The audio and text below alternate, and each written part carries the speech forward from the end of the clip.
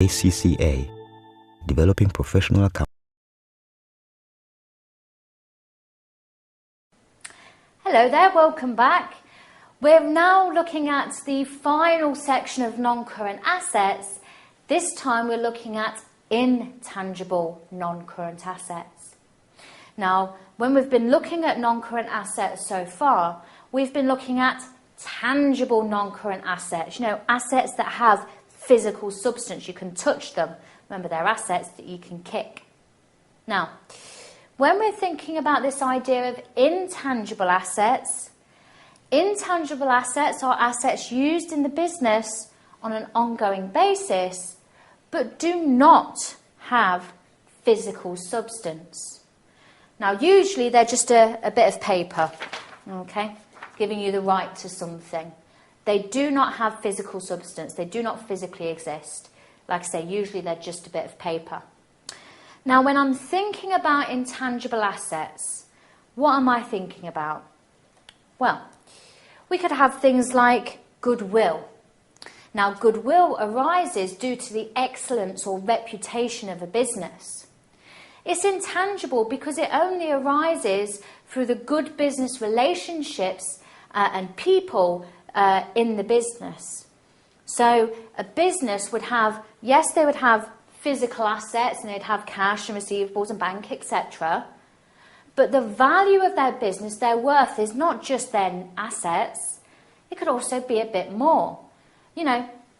We've built up at LSBF, this interactive, we've built up a certain degree of goodwill from you guys buying our courses and being customers to us.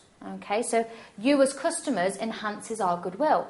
I'd like to think that as a lecturer, I contribute towards the goodwill here because of my knowledge and my expertise in the field of financial reporting. And again, I contribute to the value of the business. So it's the knowledge, the skills, the customers of the business and the people within the business. That's goodwill. That's the excellence or reputation of a business. You can't touch it, doesn't have physical substance, but it is there. It is an asset. We do get economic benefits from having me lecturing you. Okay, so goodwill could be an example of an intangible asset. Other things that you may be more familiar with, patents, brands or trademarks and copyrights. Again, maybe you purchase a patent to protect an invention that you made. So maybe you created a new design of a product of some kind, and you're protecting that product, so protecting the economic benefits or the right to those economic benefits of that product. That would be an intangible asset. The key thing we need to remember, though, is if you want to recognise an intangible asset in your statement of financial position, well, what you must remember is that can you reliably measure the value of these assets? And the only way really that you can reliably measure the value of these assets is if you've externally purchased them.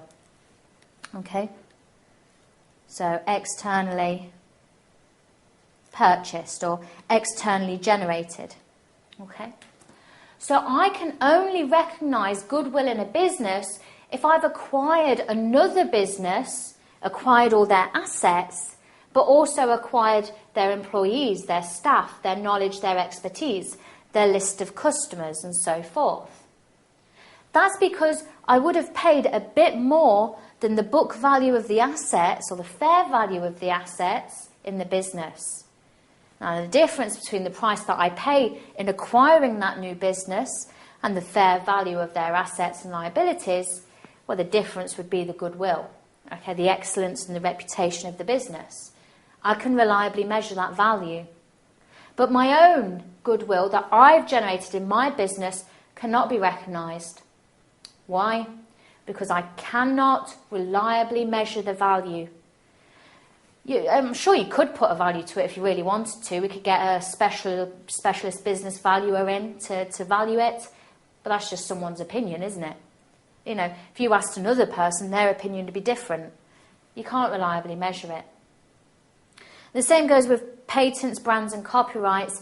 If you've purchased them and you've paid a cost for it, then yes, you can recognise it. But any internally generated titles or customer lists, well, again, if it's internally generated, you can't reliably measure it, therefore it cannot be recognised as an intangible asset. So, now we've made that very, very clear, okay, only externally purchased, you have to put a reliable measurement of value to them. Now, the key exception to this is research and development. Now, research and development is an example of an internally generated intangible asset, because you're going to use that development and use that product that you've developed to generate you economic benefits in the future. Okay, the example of an asset, or the definition of an asset. So this is the only exception. Now, research and development is usually a substantial amount of cost to some businesses. For example, pharmaceutical companies spend billions and billions of dollars year on year on just research and development into new products, so new drugs, etc. So it's not something that we can easily ignore. Now, when we think about research and development, this is covered by Accounting Standard number 38, which looks at your intangible assets, but particularly pays attention to research and development. Let's have a look at the definition of research first. Now, when we think about research, it's just the original investigation into products or materials or techniques that we could then use in our development. Let me give you an example. Once I've finished this recording today, I'm going to go to London St Pancras Station in London, and I'm going to get on a train on the way home. Now, I don't know what time I'll finish today, but I know that I'm going to investigate into the train times.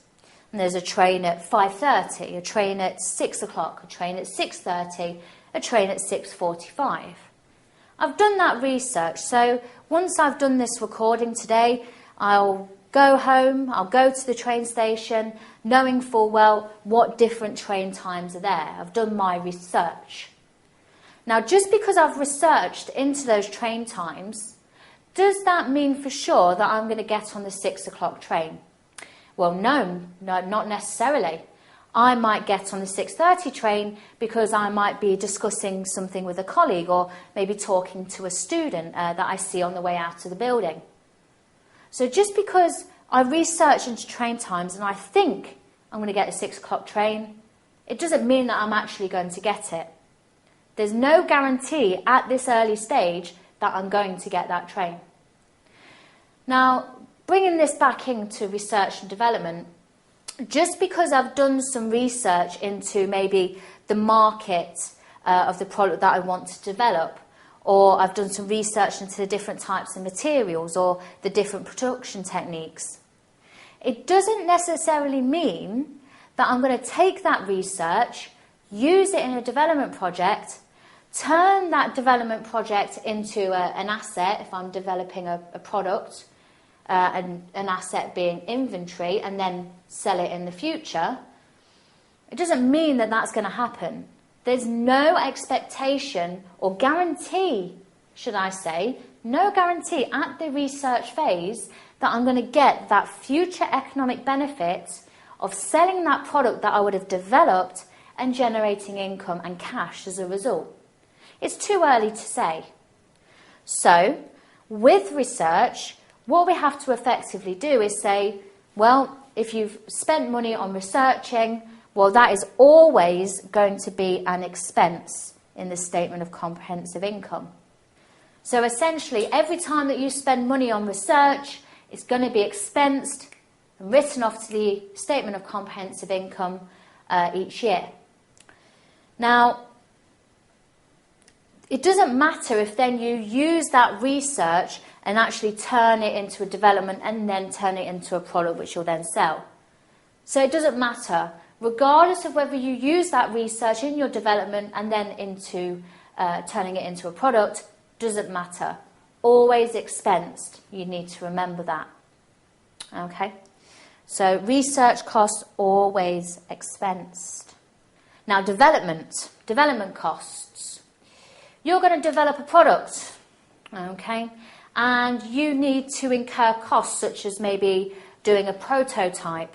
You're going to have lab technicians that are working on this prototype and making these initial designs and tests, etc., on this new product. All of these development costs you're incurring, and they're going to be quite expensive, particularly if you're a large pharmaceuticals company, for example. So, what IAS 38 says is that all these development costs that you incur on a project, well, you can capitalise those costs and show them as an intangible asset in your statement of financial position if, and only if, you meet 6 criteria. Okay, 6 criteria. Here is the 6 criteria. The first criteria is that it must be technically feasible. In other words, your development project must, be technically feasible. In other words, science allows you to do it. Okay? So, I always used to say to my students years ago, you wouldn't be able to run a car on water. Okay, that wouldn't be technically feasible. Which, as it turns out now, I've been reliably informed that actually you potentially can.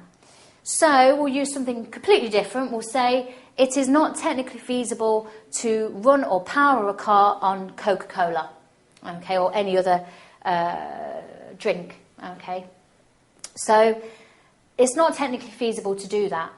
But wouldn't it be great if you could run a car on Coca-Cola? Because you could go to the petrol station, but it'd be the cola filling station, and you'd pump the petrol, but it wouldn't be pumping petrol, it'd be pumping cola, and then you'd pump it into your car, and then you put the Coca-Cola into the car, and you could sort of do the whole, one for you, one for me, one for you, one for me. It'd be fantastic. But it's not technically feasible. Science would not allow you to do that. So in that case, is it technically feasible? That's something you've got to ask yourself about the product or knowledge that you're developing. Now, our second criteria, is there ability to use or sell the product? So if you're developing a product, is there an ability to use that product maybe to improve your productivity and production? Or can you sell that product? Is there a market out there? Do people potentially want this product? So you'd have to do some sort of market research in order to see if you have an ability to use or sell that developed product. The third criteria is probable that future economic benefits will flow to the entity. So once that development is complete and you've turned it into a product, okay, as a result of turning it into a product and selling it, will you get an inflow? Is it going to be likely that you're going to make a profit as a result of developing this product and then selling it or using it internally? Point 4 then, there must be an intention to complete. So there's going to be no or very little risk that we're going to down tools and stop the development halfway through because we feel like it. Management must show an intention to complete that development and see it through to the end. And I suppose linking to that, there also must be resources available to complete. So there's enough cash in order for us to spend that money on the development in order to get it into its production phase. And finally then, point 6, the cost of the development can be reliably measured. So can you reliably measure those costs of your, maybe you've got some PhD students, maybe you've got some lab technicians. Do you have some timesheets to verify those costs? Do you have invoices for the materials that you've used in the development? And so forth. So there's your 6 criteria then. You need to remember that 6 criteria for the exam. To help you do that, I have a little mnemonic. It's called SECTOR. S-E-C-T-O-R. Where the S Is there an ability to sell or use the asset? Is the expenditure measurable? So can you reliably measure the expenditure or the costs? Will it be complete? Okay. Will you complete that development? Is there an intention to complete? T, technically feasible. Okay. Does science allow you to do that development? O, can you demonstrate overall economic benefits from this development? And are there resources available? So are there resources available? Sector. That'll help you remember that 6 criteria. You could get asked about that in the exam. If you meet all 6 of that criteria, your development costs can be capitalised and added to non-current assets in the statement of financial position. Now, we've established then that we can capitalise intangible assets if we externally purchase them, or development costs if they meet that 6 criteria. You're initially going to capitalise them at their original cost, but then we have to have subsequent treatment. Now, just like with tangible non-current assets, we capitalise them at cost and then we depreciate them. Well, we're going to do the same thing with intangibles, capitalise them at cost, but we're going to amortise the cost of those intangible assets over their useful life. And amortisation is just another word for depreciation. Amortisation is intangible depreciation. So, when we think about then subsequent treatment, intangible assets are amortised over their useful lives on a systematic basis. If it has an indefinite useful life, so we don't know how long that asset will last for, well then what we do is review it annually for impairment. So we test at the end of each year if that asset needs to be written down in value, if it's become impaired in value. Anyway, with amortisation then, the double entry would be debit amortisation expense in this statement of comprehensive income to reduce down your profits, and credit accumulated amortisation to reduce the value of your assets, your intangible assets, in your statement of financial position. So there you have it. That's intangible assets, and that is the non-current assets section of the syllabus now complete. Thank you.